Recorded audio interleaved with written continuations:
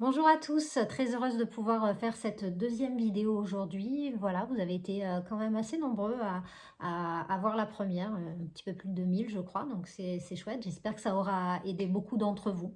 Voilà.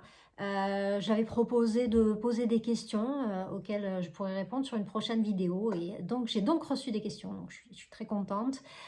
Donc j'ai choisi une question, donc aujourd'hui je vais répondre à Isabelle qui m'a posé cette question. Comment différencies-tu la véritable sensation de faim et l'envie de manger? C'est vraiment une bonne question. Je sais que parfois on mange pour s'occuper ou se calmer, n'est-ce pas étroitement lié?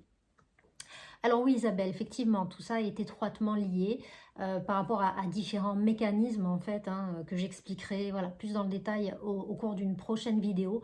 Mais voilà, la problématique essentielle, c'est que bien souvent, on n'arrive pas à différencier la véritable sensation de faim de l'envie de manger. Alors, je vais essayer aujourd'hui de vous donner des clés pour arriver en fait à distinguer les deux. Alors déjà, la vraie sensation de faim, en général, quand on a faim, on le sait. On se dit: «Ouh là là, j'ai faim, vivement que je mange». On sent vraiment que c'est un besoin physiologique du corps, on sent qu'on a besoin de manger. Bien souvent, quand on se pose la question, qu'on ne sait pas trop si c'est de la faim, si c'est de l'envie, la plupart du temps, c'est de l'envie. C'est pas vraiment de la faim puisque, encore une fois, quand on a faim, on le sait. Alors, qu'est-ce qu'on ressent au niveau de la sensation de faim? Bah, on sent en fait une tension, mais plutôt au niveau de l'estomac. On sent que ça creuse. On sent qu'on a besoin d'amener quelque chose qui va venir apaiser ce creux. Voilà. Et on sent vraiment que c'est quelque chose de physiologique dont on a besoin en fait, voilà. Et au fur et à mesure où on va manger, on va sentir cette sensation d'apaisement et petit à petit le rassasiement.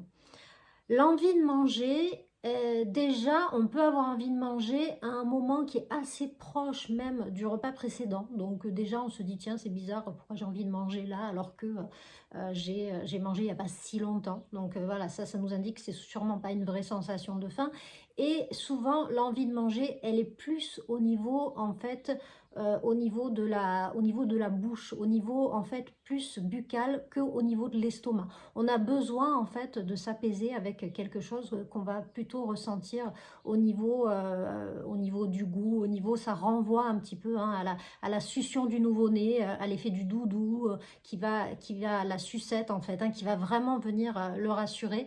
Et voilà, ça se passe plus en fait à ce niveau-là qu'au niveau vraiment du creux à l'estomac.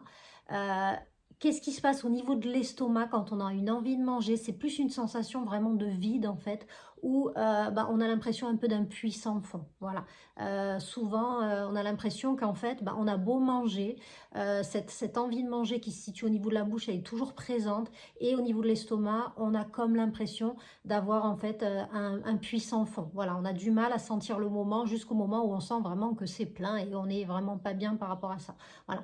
Donc plusieurs niveaux, plusieurs grades hein, dans l'envie de manger. Parfois le grignotage, ça va être juste des petits apports qui vont être répétés au fur et à mesure de la journée, ou jusqu'à la pulsion, la compulsion alimentaire, où là il va y avoir vraiment un besoin de remplissage en fait, qui va venir combler un vide. Voilà. Alors, je vous donne une clé pour vous aider en fait à savoir si c'est vraiment, si vous avez vraiment si vous ressentez vraiment la sensation de faim ou plutôt une envie de manger. Parce que parfois, on a toujours un temps d'avance et c'est ce qui fait qu'on prend du poids. On a toujours un temps d'avance sur la sensation de faim. On se rend compte que finalement, cette vraie sensation de faim, on la ressent pas souvent et du coup, on se rappelle plus finalement à quoi ça ressemble. Donc, ce que vous pouvez essayer de faire, c'est ce qu'on va appeler l'expérience de la faim. L'expérience de la faim, ça va être, vous vous levez un matin, vous êtes chez vous, alors essayez de le faire un jour, mais rien de spécial à faire, vous allez pouvoir rester tranquillement à la maison, et vous ne prenez pas votre petit déjeuner, et vous attendez, vous attendez, vous attendez, vous attendez, jusqu'à ce que vous commenciez à sentir ce creux qui s'installe, et à partir de ce moment-là, vous allez pouvoir remettre le doigt sur la vraie sensation de faim, et pouvoir ressentir à nouveau le rassasiement. Voilà, j'espère que j'aurai répondu à ta question Isabelle et que ça aura intéressé aussi d'autres personnes qui se posent ce type de questions parce que pour l'entendre aussi souvent dans ma pratique, je sais qu'elle va intéresser beaucoup d'autres personnes. Voilà, je vous souhaite une très bonne journée et je vous dis à très bientôt sur une prochaine vidéo. À bientôt, au revoir.